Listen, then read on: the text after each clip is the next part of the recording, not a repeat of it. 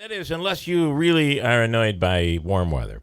It's going to be nice and warm this weekend, mostly sunny skies today, 85, mid-80s again tomorrow, upper 80s to near 90 on Sunday, but sunshine all weekend long. Lots to get into here today. Did you see that there's a big story in the New York Post today about the alligator situation at Disney?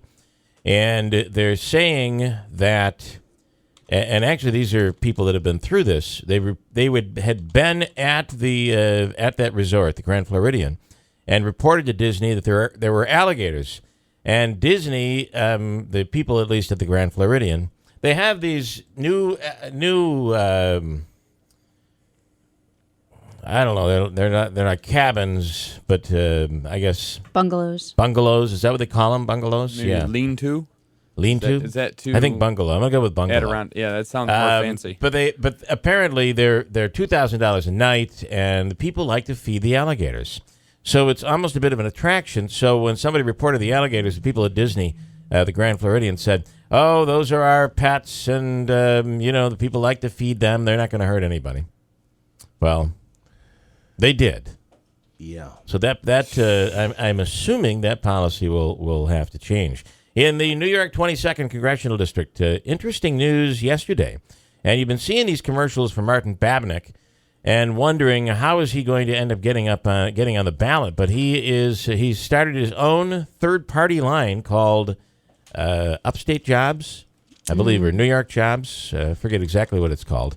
But this independent who was trying to get on the Republican line and didn't get on, Martin Babinick from Little Falls, who is self-funded, he's prepared to, from what I understand, spend a lot of money. That puts him on the ballot if he can get those signatures. It's called the Upstate Jobs Party. If he can get those signatures, he's on the ballot in November.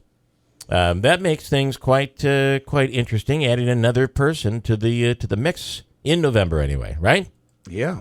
Could be very interesting. Obviously, right now the focus is on the 22nd Republican primary, which will be happening just in a week or so on the 28th. But after we see what's going on there, the question would be, let's say Claudia Tenney wins.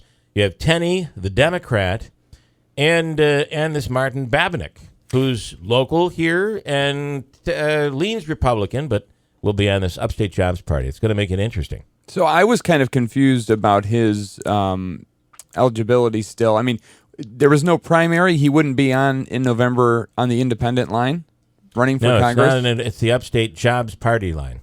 Okay, so he's creating his own party line. Okay. And that party line, as long as he gets the signatures, and I believe it's like 3,500 signatures he's going to need. Now, anybody can sign an independent signature like that.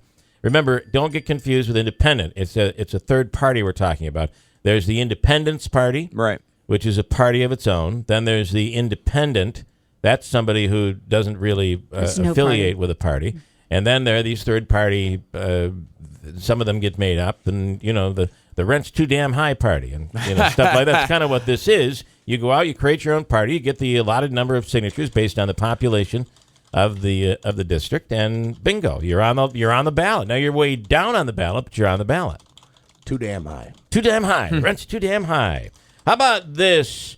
An eighth grader in Chicago, near Chicago, was doing the end of eighth grade, junior high graduation. They have graduations for every year. I know. Welcome to the seventh grade graduation here in October. It's the October graduation. At every step of the way, they have a graduation. Anyway, the kid's doing a graduation speech. He's in eighth grade. Jack Aiello, and his speech, he filled with, he was like a little, to me, this Jack Aiello is like a little Andrew Dominio. When Andrew was in eighth grade. This would be Andrew when he was in eighth grade. So he fills his speech, his graduation speech, with impressions of Trump, Ted Cruz, Obama, Hillary Clinton, and Bernie Sanders. How well did he do? That kid has a future. He definitely does. Eighth grader. Here's Christine Bellino at 6:20 with an